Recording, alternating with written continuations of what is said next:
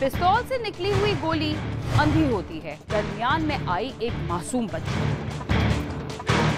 चेल फेल हो रही थी गली में, एकदम से बस फायरिंग की आवाज़ आई है। जैसे उन्होंने मोड़ी, फौरन मेरी बेटी की यहाँ पर आकर गोली लगी है। जाने जा रही है 2 साल की बच्ची, इसका क्या कसूर है? मैं यही चाहती हूँ, इंसाफ चाहिए, इंसाफ चाहिए।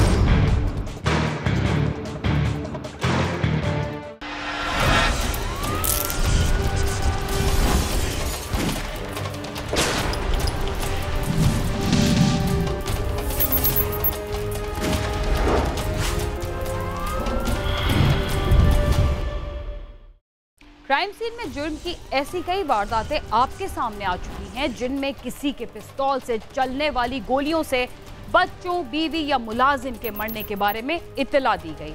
इस तरह मुख्तलिफ इदारों में काम करने वाले सिक्योरिटी गार्ड से इत्तेफाकिया गोली चलने के कई वाक़यात भी हमारे सामने आ चुके हैं। असलहा जायज़ हो या नाजायज़, उसे इस्तेमाल करने वाले अगर अनाड़ी हों तो अपने साथ दूसरों को भी मुसीबत में मुब्तला कर देते हैं। लेकिन सवाल ये पैदा होता है कि किसी दूसरी मशीन की तरह बंदूक और पिस्तौल को चलाने के तरीका मालूम ना हो तो उसे हाथ में ही क्यों लिया जाए। अगर किसी शख्स को असलहा इस्तेमाल करने का तरीका ही ना आता हो तो उसके हाथ में असलहा थमाने वाले भी उतने ही कसूरवार हैं जितना सिक्योरिटी के फ़राइज़ अंजाम देने वाला शख्स हो सकता है। लेकिन जिस मुल्क में हर दूसरे शख्स के पास नाजायज़ असलहा मौजूद हो, वहाँ तो उसके नुकसानात से बचना और ज़्यादा मुश्किल होता है। बाज़ दफ़ा एक दूसरे के साथ लड़ने झगड़ने वाले जराइम पेशा अफराद उन बेगुनाह अफराद के लिए भी मुसीबत बन जाते हैं जिनका लड़ाई झगड़े से कोई ताल्लुक ही नहीं होता। उन्हें तो ये भी पता नहीं चलता कि उन्हें जो नुकसान पहुंचा है उसका अजाला कैसे किया जाएगा। लाहौर में 2 गिरोहों के दरमियान तवील मुद्दत से दुश्मनी चली आ रही थी और उसकी वजह से उनमें झगड़ा भी होता रहता था।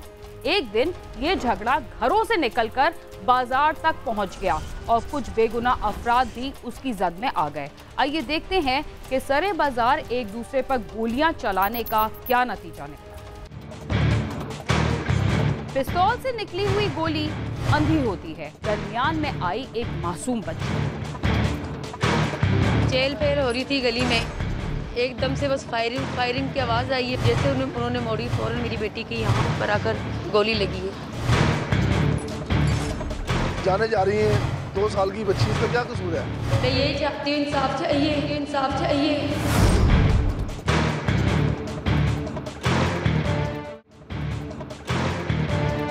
लाहौर के इलाके सांडा के मोहल्ला ज्वाइशा में राहगीर सड़क से गुजर रहे थे कि अचानक एक नौजवान गली से बाहर आया और उसने 2 अफराद पर अंधाधुंध फायरिंग कर दी। ये नौजवान था उस्मान, जिसने अपने मुखालफिन सलीम और नदीम पर फायरिंग की।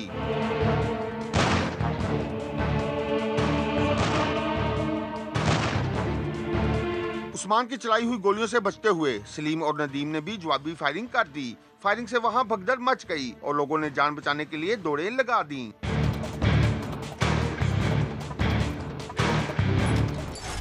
पिस्तौल से निकली हुई गोली अंधी होती है, जो अपने टारगेट की तरफ जाते हुए रास्ता नहीं बदलती बल्कि दरमियान में आने वाली किसी भी चीज से टकरा जाती है। यहाँ भी कुछ ऐसा ही हुआ।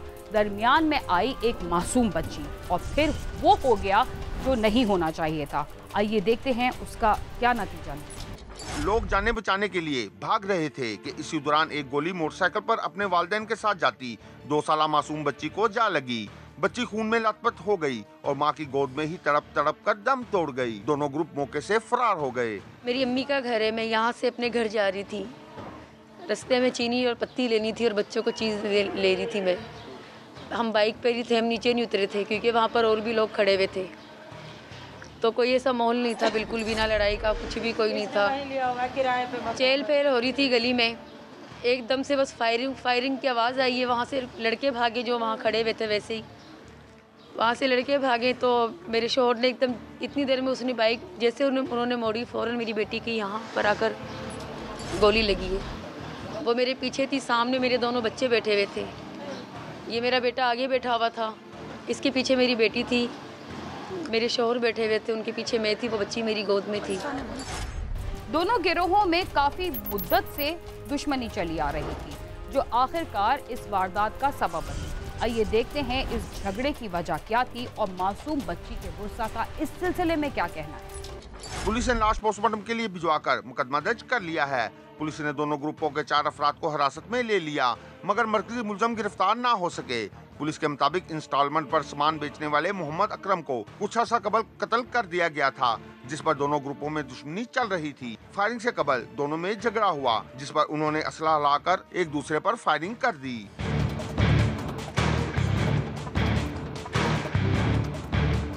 बच्ची की हिलाकत पर उसके घर में कोहराम बरपा हो गया। गुस्सा का कहना है कि उनकी बच्ची नाहक कत्ल हुई। पुलिस अगर ऐसे अफराद के खिलाफ बरवक्त कार्रवाई करती तो ऐसा वाकया ही ना होता। मुलजमान को जल्द गिरफ्तार किया जाए। फायरिंग बहुत ज़्यादा हुई थी। उसके बाद मैं अपनी बेटी को फ़ौरन लेकर निकल गई थी। मैंने अपने बच्चे यहाँ गली में इस दरवाजे के आगे छोड़ के मैंने अपनी अम्मी को आवाज़ दी, अम्मी मेरी बेटी को नूर को गोली लग गई है, मैं जा रही हूँ। मैं अपनी बेटी को हॉस्पिटल ले गई थी। मैं यही चाहती हूँ, इंसाफ चाहिए। हमने उन लोगों को देखा भी नहीं है वो कौन है कौन नहीं है, लेकिन इंसाफ चाहिए। मेरे हाथों से मेरी हंसती खेलती बच्ची चली गई है, बस मुझे इंसाफ चाहिए। हमने ना उन लोगों को देखा है वो लोग कौन है कौन नहीं है, हमने नहीं देखा। इंसाफ चाहिए हमें, किसी से कोई ना हमने उनको देखा कौन थे कौन नहीं थे। हमें पंजाब वज़ीर आज़म साहब से हमें इंसाफ चाहिए। बस हमारी बेटी अल्लाह की प्यारी हुई है, हमारी किसी से कोई दुश्मनी नहीं है, किसी से कोई लागतबाजी नहीं है। बच्ची मेरे घर से गई है अपने घर, रास्ते में ये वाक़या हो गया है जो आपको बच्ची ने सारा बताया। ये काम नहीं होना चाहिए हमारे मुल्क में। जाने जा रही हैं 2 साल की बच्ची, उसका क्या कसूर है?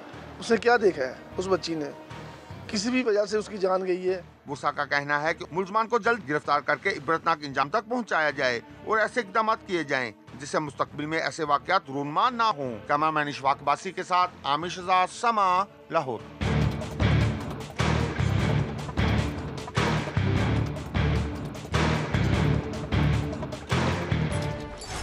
छोटे बच्चों के साथ यूं तो बहुत सारे जुल्म होते हैं, मगर उससे ज़्यादा जुल्म और क्या होगा कि किसी की चलाई हुई अंधी गोली उन्हें अचानक लगे और वो अपने माँ बाप की गोद में तड़प तड़प कर जान दे।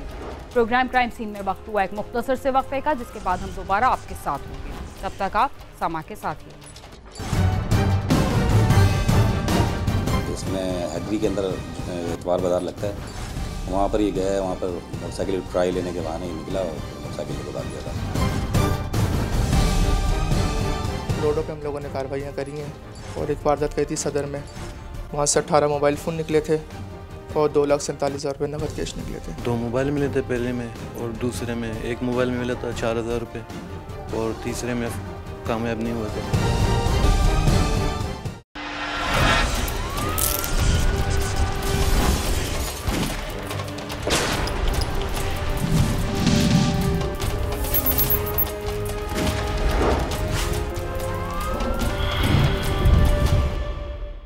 प्रोग्राम क्राइम सीन में एक बार फिर खुशामदीद। पाकिस्तान के सबसे बड़े शहर कराची में जराइम की वारदातें भी बड़ी बड़ी होती हैं। इस शहर में शायद ही कोई ऐसा शख्स हो जो स्ट्रीट क्राइम्स की वारदातों से महफूज हो।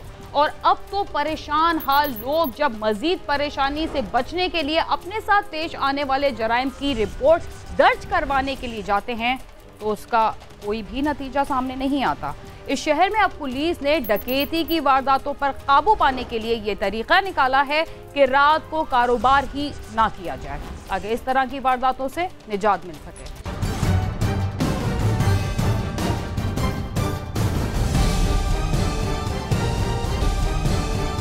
पाकिस्तान की मैशियत में रीढ़ की हड्डी की हैसियत के हामिल कराची के मसाइल संगीन सूरत इख्तियार करते जा रहे हैं। यहाँ लूटमार की वारदातों ने शहरियों की जिंदगी अजीरन कर दी है, और अगर लुटने वाला राहगीर शिकायत लेकर गलती से थाने चला जाए तो पुलिस दरख्वास्त लेकर लुटने वाले शहरी को थाने से वापस कर देती है, मगर कोई नतीजा सामने नहीं आता। हाल ही में डकैतियों की वारदातों में मुलविस 2 मुल्ज़िमान को खुलदाबाद पुलिस ने CCTV फुटेज की मदद से गिरफ्तार किया है। असल में ये 2 नहीं, इनके 1-2 साथी और भी हैं जो अभी यानी पकड़ने हैं। इन्होंने स्ट्रीट क्राइम की वारदातें सेंट्रल के इलाके में, ख्वाजा अजमेर नगरी में, तैमूरिया में, 3 अट्टी पे, हमारे इलाके में शालतीफ़ के इलाके में, यहाँ पे स्ट्रीट क्राइम की सारी वारदातें इनकी।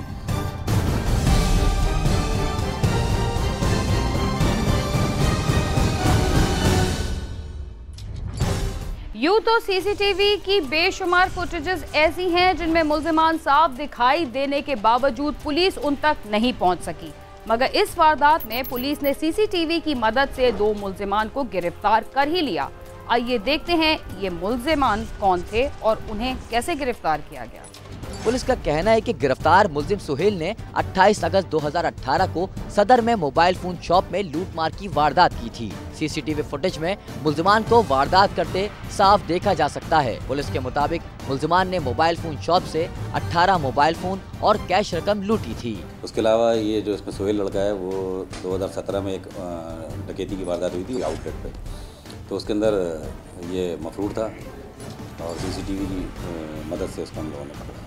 पुलिस का कहना है कि गिरफ्तार मुल्जिमान आदि जराइम पेशा हैं और इससे कबल भी जेल जा चुके हैं और उनका एक साथी पहले ही गिरफ्तार होकर जेल में है। आदि मुजरिम है, इससे पहले SIU में बंद हुआ है, ये पिस्टल के चक्कर में बंद हुआ है। सर इसमें और इसके 2 साथी और भी हैं जिनकी अभी तलाश जारी है इंशाल्लाह। पुलिस ने गिरफ्तार मुल्जिमान के कब्जे से असलहा, छीने हुए मोबाइल फोन, नकद रकम और मसरूका मोटरसाइकिल बरामद कर ली, जो मुल्जिमान ने हैदरी मार्केट से चोरी की थी। इसके पास से एक मोटरसाइकिल जो निकली है, तो इसमें हैदरी के अंदर इतवार बाज़ार लगता है, वहाँ पर ये गया है, वहाँ पर मोटरसाइकिल ट्राई लेने के बहाने ही निकला और मोटरसाइकिल लेके भाग गया था। तो उसकी FIR जो है हैदरी थाने में कटी हुई है। ये 3 फरवरी की 3 तारीख को का वाक़या है। पुलिस ने गिरफ्तार होने वाले मुल्जिमान से नकद रकम के अलावा भी बहुत सारा सामान बरामद किया है, जिससे ये अंदाजा लगाना कुछ मुश्किल नहीं कि वो कितने खतरनाक मुल्जिमान थे। आइए देखते हैं कि पुलिस ने उनके कब्जे से क्या कुछ बरामद किया।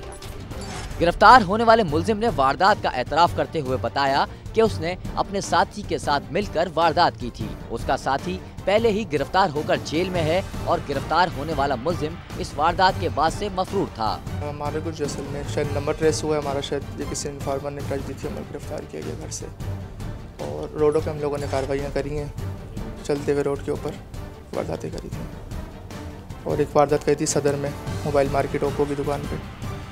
वहाँ से 18 मोबाइल फ़ोन निकले थे और 2,47,000 रुपये नकद कैश निकले थे। कितने लोग थे इस वारदात में तुम्हारे साथ? 2 बंदे थे, मैं और एक लड़का और था लतीफ़, जो जेल में भी। गिरफ्तार होने वाले मुल्जिम ने बताया कि वो हैदरी मार्केट में मोटरसाइकिल खरीदने के बहाने गया था और फिर मोटरसाइकिल लेकर फरार हो गया था। खरीदने के माने कि भाई गाड़ी क्या मांग रहे हो, क्या नहीं मांग रहे हो, उसने बताया इतने पैसे मांग रहा हूँ मैं गाड़ी के। गाड़ी मैंने चेक करी, उसके बाद गाड़ी ट्राई करी, ट्राई लेने के बहाने बाहर निकला, गाड़ी लेके निकल गया था वहाँ से 125। गिरफ्तार होने वाले मुल्जिम के साथी का कहना है कि वो रिक्शा ड्राइवर है और पैसों की लालच में स्ट्रीट क्राइम की वारदातें करता था। 3 वारदातें की इसके साथ बस। अच्छा, सिर्फ 3 वारदातें करी बस। और क्या मिला उसमें?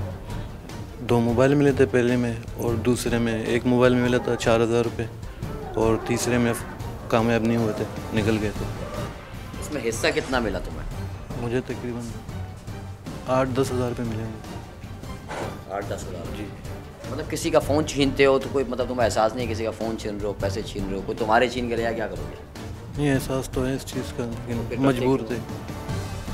मजबूर था मैं। अब्बू को मतलब फालिज है, दवाइयों की ज़रूरत है, इस वजह से जिसने फ़ोन किया मैंने कहा सही है आ जाओ।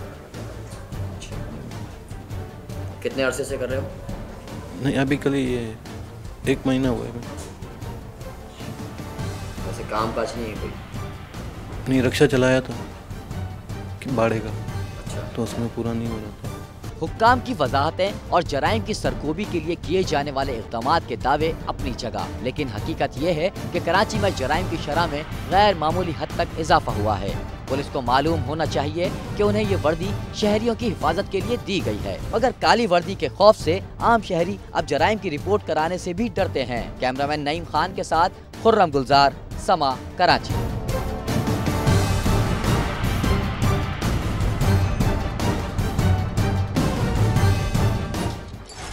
शहर से गिरफ्तार होने वाले मुल्जिमान की तादाद जराइम की वारदातों के मुकाबले में न सिर्फ इंतहाई कम है, बल्कि कुछ दिनों के बाद वो रिहा होकर दोबारा वारदातों का सिलसिला शुरू कर देते हैं। कराची में स्ट्रीट क्राइम्स की वारदातों में सबसे ज्यादा ऐसे अफराद ही मुलविस पाए जाते हैं जो कई दफा गिरफ्तार होने के बाद लूट मार की कार्रवाइयां दोबारा शुरू कर देते हैं। इसके साथ ही क्राइम सीन अपने इख्तिताम को पहुंचता है। अगर आप हमसे रब्ता करना चाहते हैं तो हमारा पता है cs@sama.tv। इसके अलावा आप YouTube, Facebook और Twitter पर भी हमसे रब्ता कर सकते हैं और हमारा प्रोग्राम भी देख सकते हैं। बीना खान और क्राइम सीन की टीम को इजाज़त दीजिए और देखते रहिए सामा।